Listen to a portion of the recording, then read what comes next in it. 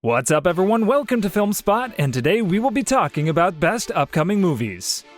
It sounds impossible, but in the Fast universe, nothing really stays gone. Rumors are heating up that Paul Walker's beloved character, Brian O'Connor, may return in Fast and Furious 11, and now Vin Diesel himself has confirmed that reuniting Dom and Brian is one of his personal conditions for the final film. At a recent appearance at Fuel Fest, Diesel revealed that Fast 11 is tentatively set for an April 2027 release, but he only agreed under 3 conditions: bring the franchise back to LA, return to street racing, and reunite Dom and Brian O'Connor. That last condition lit up the fandom like Nos on asphalt. According to insiders, Universal is exploring ways to bring Brian back using cutting-edge CGI, voice cloning, and the full involvement of Walker's family.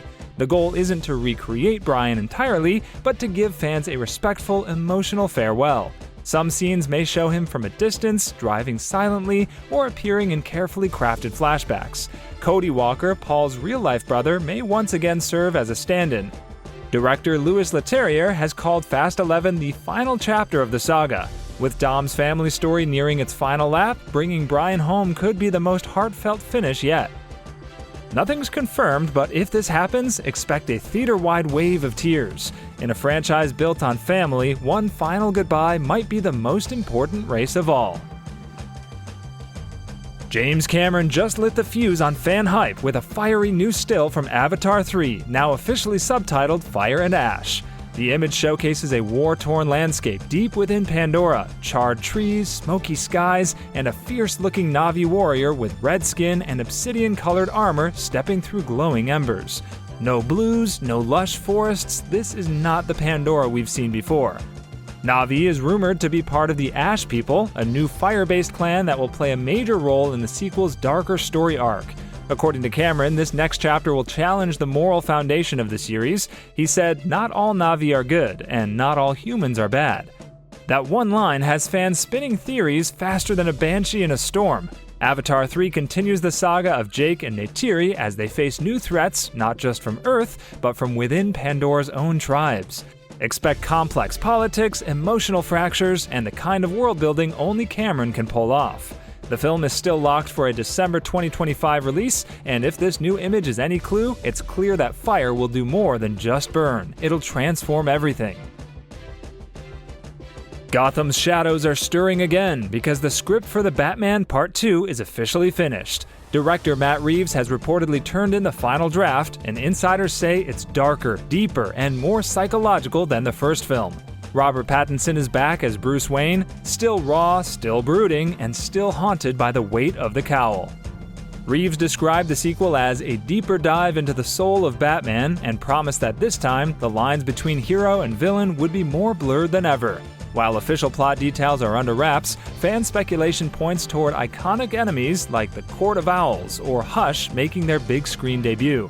There's also heavy talk that Mr. Freeze could finally get a grounded, serious interpretation.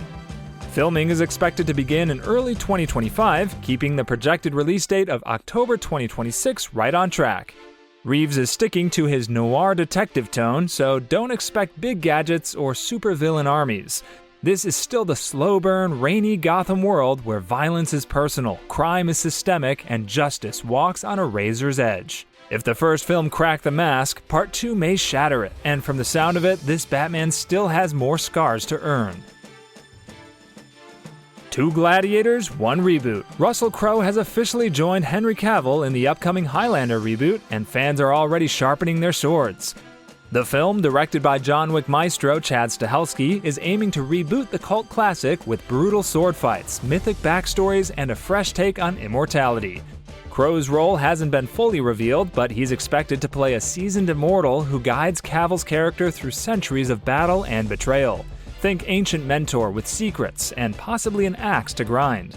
Cavill, meanwhile, is stepping into the lead role as a warrior torn between power and purpose, caught in a world where only one can survive. Stahelski has promised a film that balances sleek modern action with deep historical flashbacks.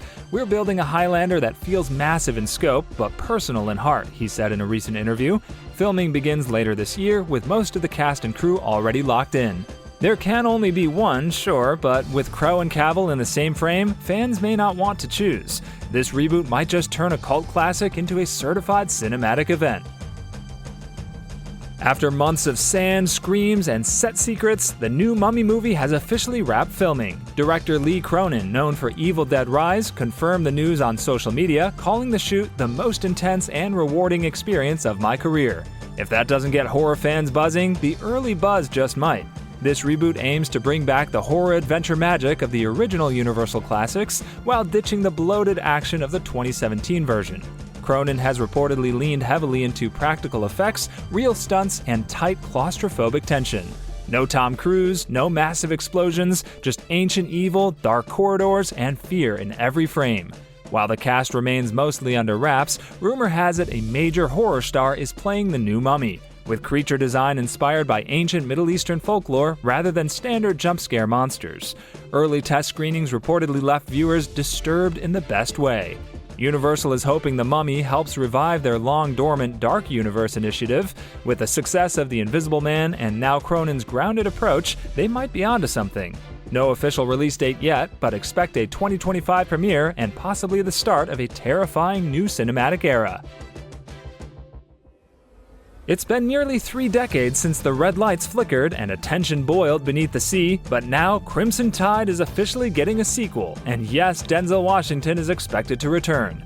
The 1995 film, known for its electric standoff between Washington and Gene Hackman aboard a nuclear submarine, remains a classic in military thriller history, and now the countdown begins again.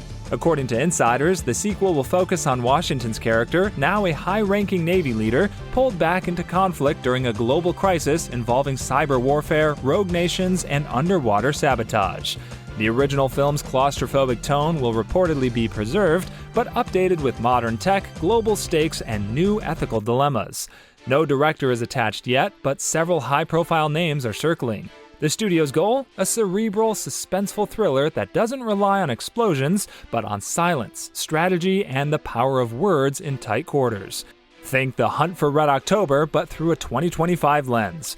With Denzel fresh off The Equalizer 3 and still commanding every frame he's in, this sequel could be his most grounded and intense role yet. If done right, this return to the deep could shake more than just the surface. Thanks for watching, and see you in the next one.